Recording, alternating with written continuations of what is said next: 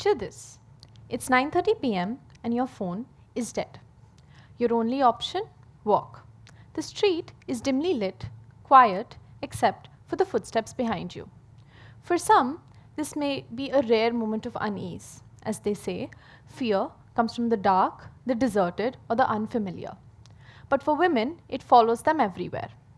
In a packed metro during the rush hour, a busy street, and it sits beside us in a cab at noon. I've carried this fear for as long as I can remember. It's not tied to a particular place or time, but living in me constantly, like background noise. It didn't arrive all at once. It was handed down, fed to me in small, careful doses, warnings, muttered like prayers, rules wrapped as concern. Don't stay out too late, don't wear that, don't walk alone. At first, it felt like protection, but over time, it became something else. A quiet policing of my body, my choices, and my freedom. The fear was never dismissed. It was institutionalized.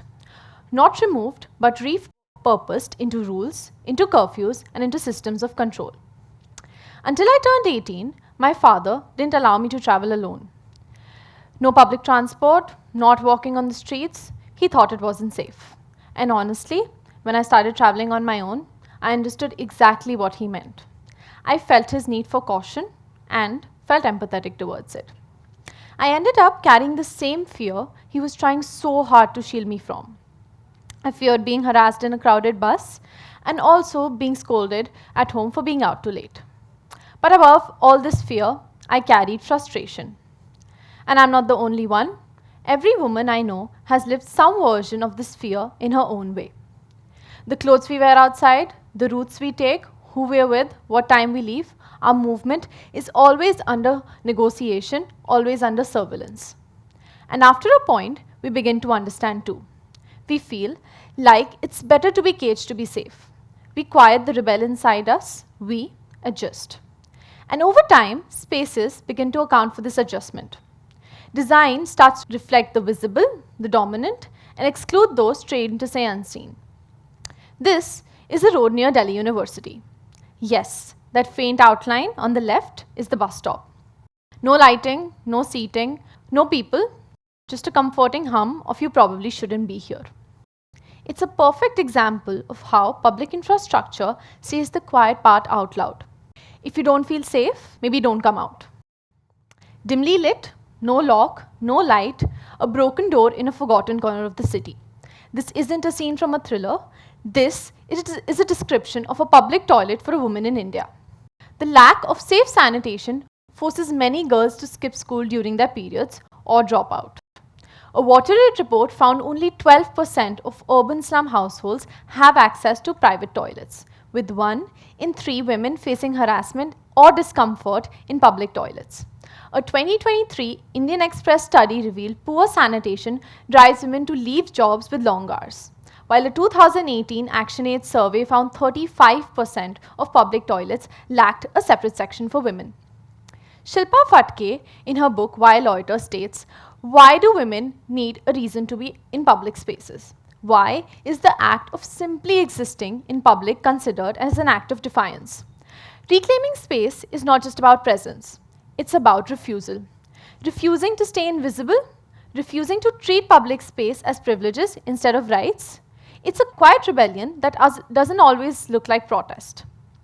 It often begins with simply showing up. About 6 months ago, I came across an initiative called NISA, started by someone I knew from school. Their mission was simple but radical: to create hotspots, safe, inclusive spaces where mindsets, behaviors, and environments could be gently but powerfully be reshaped. I was curious, and soon I found myself a part of it. One of our early projects took us to a public park in Noida. As we stood there, something caught our attention: the silence. The park was full of energy, but it was overwhelmingly male. Boys ran freely, laughing, shouting, playing cricket, but there were barely any girls. At first, we assumed it was just bad timing, but the pattern persisted. It wasn't the hour, it was the norm. We started digging deeper and found out that girls in the surrounding community were subtly and sometimes explicitly discouraged from playing outside. Safety, shame, and the unspoken rules of good behavior kept them indoors. Public space, even a park, had become off limits. So, we decided to make a shift. Every week we showed up. We bought games, story, and most importantly, invitation. At first, just a few girls came. Hesitant, quiet, and almost asking permission with their eyes. But week by week, the numbers grew, the noise grew, they laughed louder, they ran faster. They started bringing their friends. They played alongside boys, not as intruders, but as equals. What seemed like a quiet act, girls playing in a park, was in fact a quiet revolution. It wasn't just about access, it was about ownership. It was about saying, I belong here too. That park became more than a playground. It became a space of possibility. The experience taught me something profound. Reclaiming public space doesn't always require grand infrastructure or sweeping reforms. Sometimes it starts with a ball, a story, and a willingness to show up. It starts with habit, with visibility, with repetition. And maybe the only way to make space think of us is by refusing to shrink, by expanding, existing fully, freely, and without apology. Because nothing quite matches the feeling of belonging in a space, not just physically, but mentally. The quiet power of knowing you don't have to fold yourself small, that you're allowed to grow, to take your time, to take up space. Thank you.